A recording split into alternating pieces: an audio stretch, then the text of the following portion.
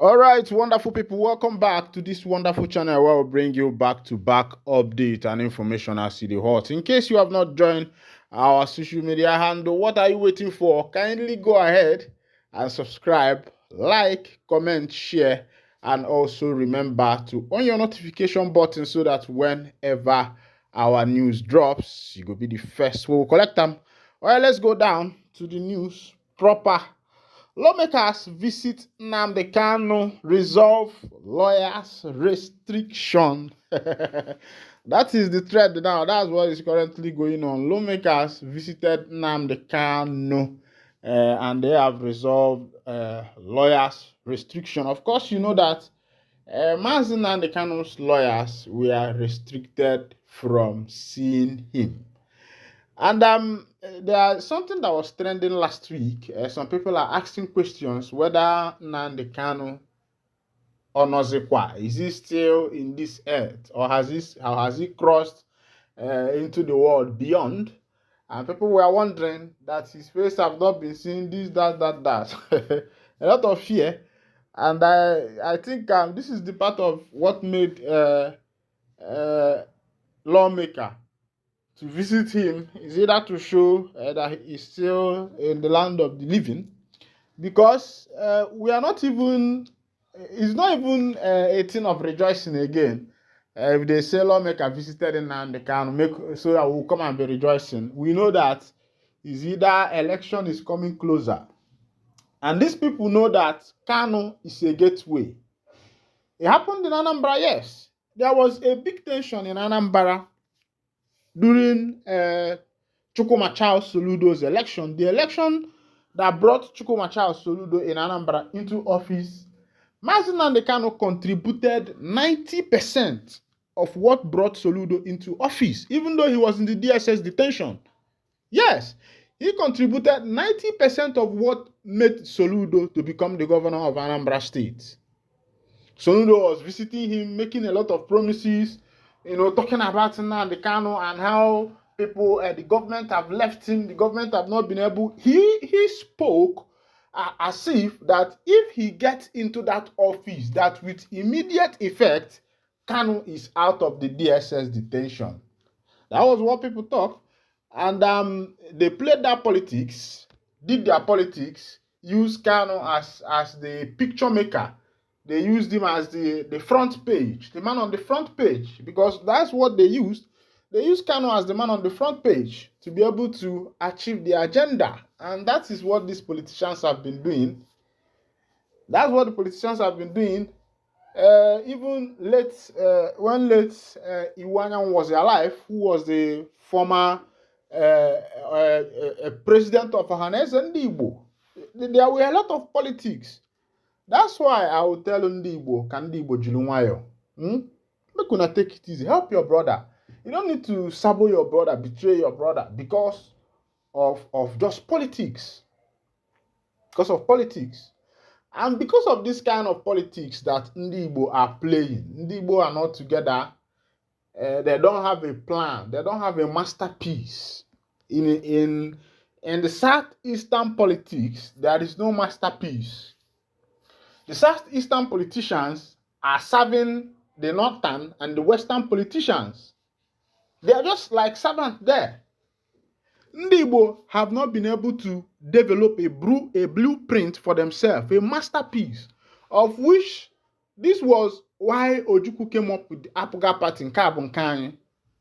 And still on that, this Apuga Party started dominating the East. There were a lot of governors in the Southeast that entered into office with Apuga, and immediately Apuga gave them office. They left Apuga, they entered another party. You forgot the small party, the little party that brought you into power.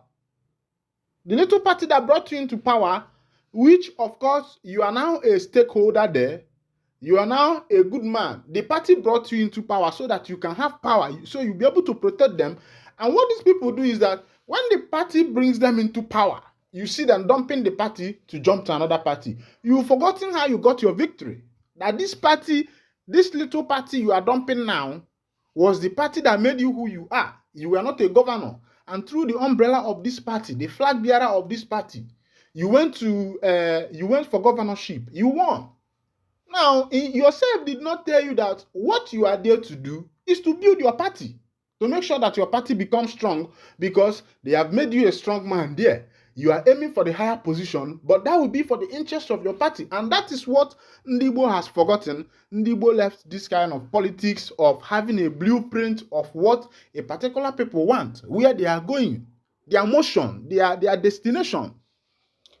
The Southeast politicians have made us to know that Ndibo does not have a destination in Nigerian politics. Go and see how Hausa people play their politics. You will understand that they have a destination. If you see how the Yorubans are playing their politics, you see that they have a destination. They have where they are going. The Yoruba man has entered now. Other states are being created in the southwest, in the Yoruba land. They are creating their own states there. The west. New states are being added. How many has they added to Ndibo? Ndibo are not looking at some of all these things. What they are looking at is, let's go there, let's pack the money, let's share the money. They don't want to think about their people. Lagos State, the people in Lagos State are developing their state every day.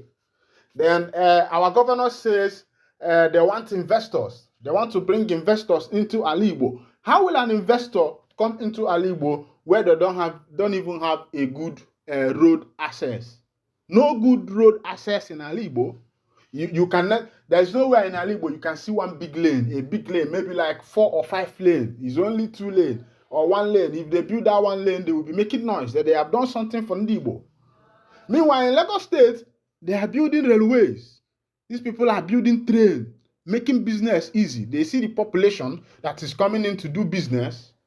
And recently, what Ndibo has also diverted to, which is what is happening now, turning their state a den of insecurity, because a river does not pass through the forest without bringing down trees. A river does not pass through the forest without bringing down trees. And Ndibo has changed their politics to politics of terrorism, politics of terrorists, where you see that in your own land, you will not be able to even harvest again. You will not be able to go to your farmland and farm and come in peace. Ndibo have a vast land. On this vast land you have, big land, why don't you create roads, enough road inside all those places, inside those forests? Create enough road there, put railway, open the city. Well, because you want investors to come in, expand. But our governors have refused. Go to Anambra State and you see what is happening there. You go to other states, go to Abia State. It's even the one that Oti came in and is doing. And what even Oti is doing is not enough. Because the government have enough money. The people have refused to invest in industry and a lot of things. And meanwhile, a lot of people are going about. This lawmaker has also gone about to meet Mazen Nnamdi Kanu, because it's either he has one interest or the other. Meanwhile, let's go down to the full detail of the information of what this lawmaker, what transpired between the lawmaker and Mazen Nnamdi Kanu in the DSS detention, and how he visited Ahmadike Ndibo. Let's go down. I am with you. A lawmaker representing Ikuano, Umuahia North, Umuahia South Central Constituency, Abia State, Obiagocha, has visited the detained leader of the indigenous people of Biafra, Nnamdi Kanu. The visit, which took place on Thursday, October 24, 2024, is part of an ongoing effort to find a political solution to the continued detention of the IPOB leader. Kanu, who was arrested on June 27, 2021 in Kenya and subsequently extradited to Nigeria, is facing charges of terrorism, treasonable felony, and inciting violence through his Radio Biafra, among others. This is what they wrote about him. This is what they felt, the reason why they imprisoned Kanu. Let's go on. A statement issued on Saturday by the media team of the lawmaker noted that Agocha was recently approached by Kanu's legal team complaining of its inability to interface with the detained IPOB leader.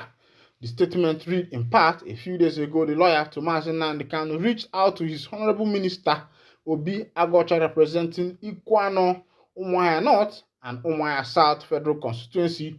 This was about the long-running difficulties being encountered by the legal team in their effort to gain access to meet with their client. Honorable Obi Agwacha took urgent steps in writing the Department of State Security and Tajudeen Abbas, Honorable Speaker of the 10th House of Representatives, seeking their immediate intervention. A meeting of the aforementioned was positive to the effect that Honorable Obi Agwacha, having inquired from the DSS, who informed that the seeming pause to assessing Mazi Nnamdi Kanu was occasioned by his lawyers asking the judge to rescue herself, which requires further legal processes and is also known to both parties. Obi Agwacha had a physical audience with Nnamdi Kanu on Thursday, 24th of October 2024, in the company of an immediate family member, MS Isioma Stella Ikpo. Honorable Obi Agwacha fully briefed Mazi Nnamdi Kanu about the circumstances during their meeting. The statement further noted that the legal team have now been granted access to Kanu. A resolution was reached regarding the lack of access to Nnamdi Kanu by his legal team. All right. All those English, all those grammar is that Kanu's legal team has been restricted from seeing him in the DSS custody.